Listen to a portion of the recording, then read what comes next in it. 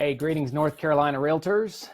I'm Sean Carpenter in Columbus, Ohio, and we're going to get started here in just a few seconds as some people start joining on the podcast or the webinar we're doing now. Going to be talking about being on Facebook and using it 15 minutes at a time to have some success. I'm going to give you a little acronym that will help you get in and get out. I really think Facebook is probably the number one social channel, obviously with over 2 billion people on there, that we should be making sure we're touching to build relationships, solve problems, and have fun, as I like to say, as kind of the key to success. But what we want to do is get in there and get out of there, because most of our time should be spent out in the public with customers and clients, whether that's with buyers or with sellers, but it should be spent out in the field. But Facebook gives us a chance to create those opportunities to do that. So I think you can do Facebook just 15 minutes at a time. And if in your schedule, you think about just writing in FBF, Facebook 15, and it really allows you to get on there and then get out of there so you don't waste your time being on Facebook multiple hours during the business day. So think about in your schedule, if you wrote FBF maybe from 7:30 to 7:45 in the morning, perhaps before you left your house, or maybe from 12:15 to 12:30 when you come back from your lunch break, you have a FBF in your calendar. It means you're going to jump onto Facebook for just 15 minutes. And if you use it wisely, you have a great chance of having some success. So I'm going to go through the acronym, use it wisely, and talk about what each of those means and how you might be able to better understand it. So let me just see if make sure we're getting sound through here. All right, so here we go. You update your status. Update your status. Tell the world what it is you're doing. Are you doing anything with the family? Are you doing anything in the community? Are you doing anything? Just the simple box there that says update your status. What is it that you're doing to be part of the world that day? It doesn't have to be real estate. It could be anything you're doing, because remember, you're a real estate agent, but you're also a human being. You're a parent, you're a spouse, you're a partner, you're a community member, you're a golfer, you're a beer drinker. So what is it that you're doing to stay successful? So U stands for update your status. That's an easy one. Most of us can do that now as it is. S, the S stands for see who might be celebrating a birthday. You know, Facebook is such a great way for us to connect with our friends and family to find out what's going on. See who's celebrating a birthday. Facebook will tell you right on your main page who's celebrating a birthday. Now, what do most people do when their friends have a birthday on Facebook? See, some of you are saying they write happy birthday on their wall. Wrong. What most people do is nothing. Think about this. The last birthday you had, if you have 2,000 friends on Facebook, I bet you didn't get more than about 200 people wishing you happy birthday that day. See, because so many of your friends aren't really in your thread because you don't have a lot of interaction, most friends aren't doing anything.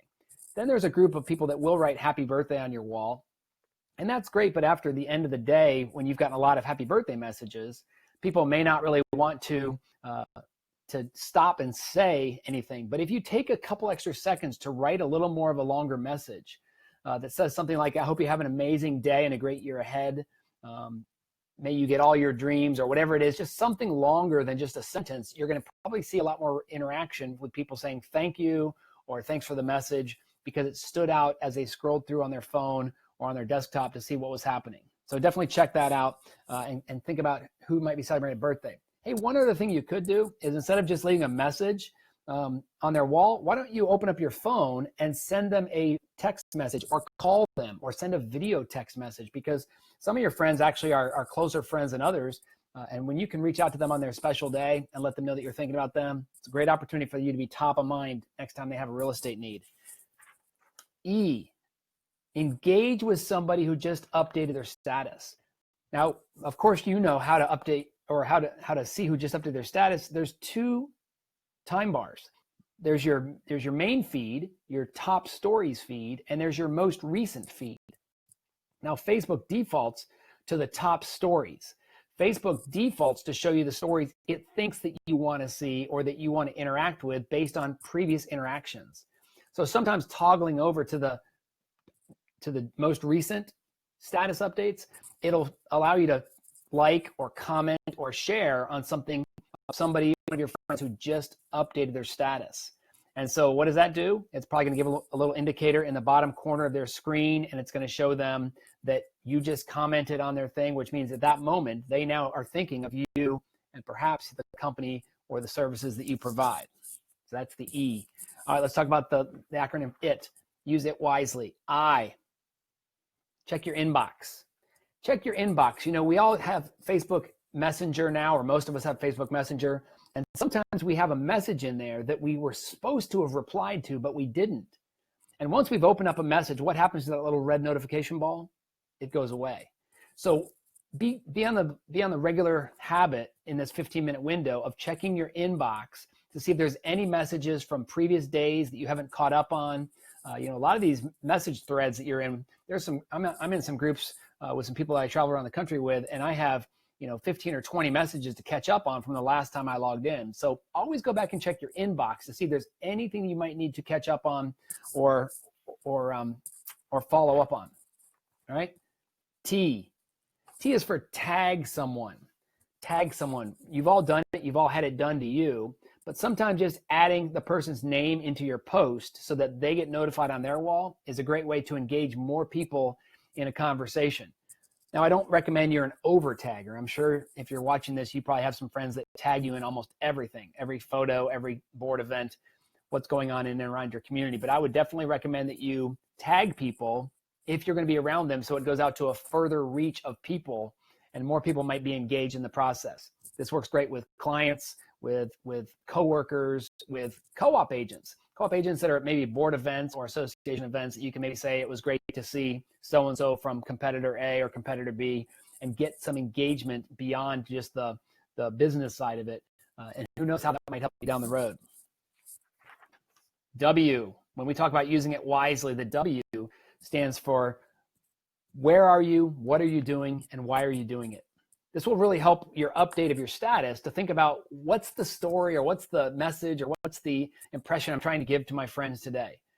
Now, I think real estate should be your Facebook post should be about real estate, maybe 1 out of every 10 posts, 2 out of every 10 posts at most, because people want to know who you are, the person, not just you, the real estate agent 24/7.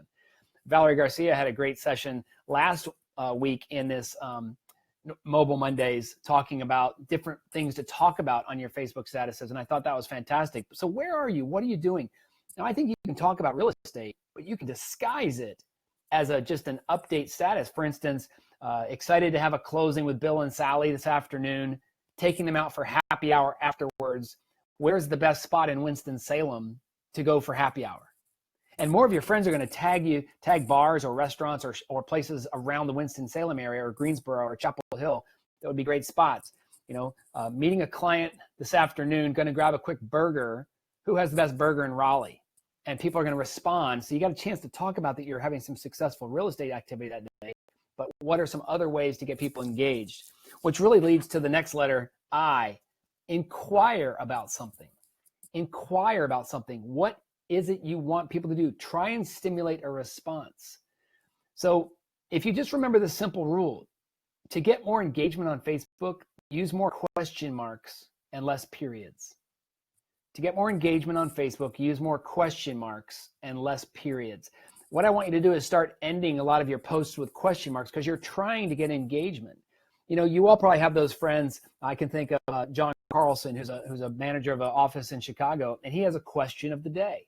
Now, one of the things you expect to see on John's Facebook wall early in the day is questions of the day, but he gets lots of engagement. I remember one year I started this at the beginning of a month, but I asked the question on the first day of May, who's your favorite band that begins with letter A? Is it AC/DC or Aerosmith? Is it the Allman Brothers or ABBA? Or is it somebody else? Question mark. And people started chiming in. And on the second day of the month, I asked, who's your favorite band that begins with letter B? Is it Boston or Bad Company? Is it the Beatles or Backstreet Boys? Question mark. And people started chiming in. And throughout the entire month, I had people coming back to my page on purpose to make sure that they voted for their specific band of choice. And it allowed a lot of the people in the comments to have engagement and realize that they had things in common with other friends of mine. So not only did they have me in common as a friend, but they had their choice of music and their love of songs engaging. So always try to inquire on something. The other great part about inquiring on something is the more people respond in your thread, the more likely your thread shows up on somebody's top stories. And that's where you want to be seen, on those top stories. Not so much that people are going to engage with you, but you're going to be top of mind awareness as they scroll through their wall and see that there was a comment from Rosemary that you maybe missed the day before, but because you always interact with Rosemary stuff, you'll find it on there. So definitely inquire about something. All right. S, share videos or photos. You've probably noticed now on Facebook's main wall, posts with photos or videos take priority. Why? Because they capture people's attention. They keep them on the site longer. And I'm sure Facebook has some algorithms to say that the longer someone's on the site, the more they click on the side banners or the ads to drive more revenue to Facebook. But seriously, share photos or videos because you want to get people to stop on your story. You want them to click, engage, comment, or share your topics that you decided to talk about. So if you can add a photo to an inspirational quote, it makes it much more likely that people are going to stop. You know, over on Twitter, there's a stat that says tweets with photos have an 18% more click-through rate. So once again, think about adding photos or videos, and whether it's a Facebook Live video, anytime people see that little triangle now inside of a picture, they know there's a video involved, and so they're probably going to click on it. Pictures are fantastic ways to do it. That's why, frankly, that's why Mark Zuckerberg and Facebook bought Instagram for $1 billion. And that's why they integrate so nicely now, is because they know the emotion involved in a photo is going to stop people, get them more engaged, get them to leave a like or comment or share that post. So think about that, adding more photos or videos. E, this is kind of a forgotten one, and Facebook's done a nice job of pushing it aside, but events. Check your events for the upcoming week, not just birthdays. But if you click on the events tab on the left-hand side, you're going to see any or all of the events that people you're connected with have scheduled or planned. Now, you're busy agents. I understand you can't attend every event of a client, but even just going on the wall saying not going to attend, but leaving a message on that event's post that says, I hope you have a great day at the car wash, or I hope it's nice and sunny and you get lots of cars through. I hope the bake sale goes well. Maybe it's something you could even just support and say, look, I won't be in town, but is there something I can do to help your kids' fundraiser at your school that you're putting on? Imagine how impactful that could be for one of your clients to say, wow, I didn't get a lot of responses, but my realtor from 3 years ago reached out to me to thank me or to support my bake sale or my car wash or whatever event they are planning. So just think about that. A couple more to go, ways to use it wisely on Facebook when you're just going to be on there for 15 minutes at a time. L, lists. How many of you guys have all your friends in lists? You should, because it's such a better way. Now, I'm not talking about being in a group. I'm talking about each of your friends can be in a list. So I have a bunch of lists because on certain days that I want to go and just listen to what those people are saying, I don't have to sift through all of my friends to find out what they're saying. I can go to my list of co-op agents or co-op national agents or my international real estate agent friends, or maybe my vendors that aren't licensed, but they are mortgage and title, home inspectors, people like that. I have lists for my fraternity from University of Florida. I have lists from Gator fans. I have lists from golfers, beer drinkers, other speakers. So if I want to filter through the noise, I can go right to my list. Now it's really simple. If you hover over your friends' names, you'll see a little thing that says friends, and you can click down and see what lists they're on. You can add them to a list. So I highly recommend you think about adding people to lists, and then when you want to, you can go specifically into that list. It opens up your Facebook wall just like a regular Facebook wall, but the only people that are going to see those posts are other people in that list. So if you want to get a message specifically to the right audience, talk to just that list. If you want to hear what's happening with just a specific audience, go to that list and listen. Definitely use lists. And I know some of the people on this call that I see are active list users as well. It's just so much of a better way to take all the noise on Facebook and filter down to the channel that you want to listen to. And the last thing to do in our 15 minutes, I want you to remember that you're a human being. Y stands for you're a human being. Be real on Facebook. You don't always have to be selling. Build a relationship. Talk about what's going on with your family, with your community, with your alma mater, with your favorite vacation destination, with your favorite restaurant in town. Valerie Garcia gave us some great ideas last week about things to talk about other than listings and what's going on in our business. Talk about your community. So be real. Let people know that you're a human being and let people engage with you. Check out this week. I guarantee you one of the posts you're going to see on your Facebook wall that gets hundreds of comments and likes are when people share the sad news about maybe a pet dying or a kid going off to college, because it's something we've all felt. And we all want to reach out to that person and say, look, I'm there with you. That's kind of what Facebook has done. It's created a community of people to show people that we're human beings and we're not just robots selling businesses. So if you think about that, guys, think about using it wisely, right? Use it wisely. Update your status. See who might be celebrating a birthday. Engage with someone who just updated their status. Check your inbox. Tag somebody. Ask, where are you? What are you doing? And why are you doing it?